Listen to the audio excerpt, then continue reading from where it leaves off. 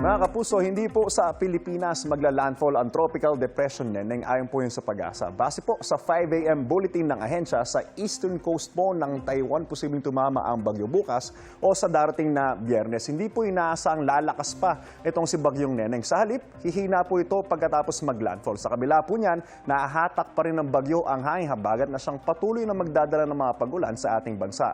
Katuwang po ng Bagyong Neneng sa paghatak ng habagat ang isa pang bagyo na nasa West Philippine Sea. Namataan po yung Pag-asa, mahigit 600 kilometro, kanluran po yan ng Calayan, Cagayan. Sa mga oras na ito mga kapuso, ay may lakas po yan na aabot sa 45 kilometers per hour. Pagbugso po ng hangin na 55 kilometers per hour at kumikilos po yan, pakanluran sa bilis sa 20 kilometers per hour. Patuloy naman ang paglapit sa eastern boundary ng PAR na ikatlong bagyo na nasa mahigit 3,000 kilometro. Silangan po yan ng northeastern Mindanao. Mga kapuso, ito po ay may lakas na abot sa 55 kilometers per hour. Pagbugso naman ang hangin na abot sa 70 kilometers per hour at kumikilos po yan pakanluran ng Marahan.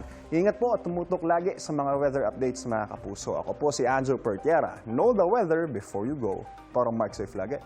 Mga kapuso.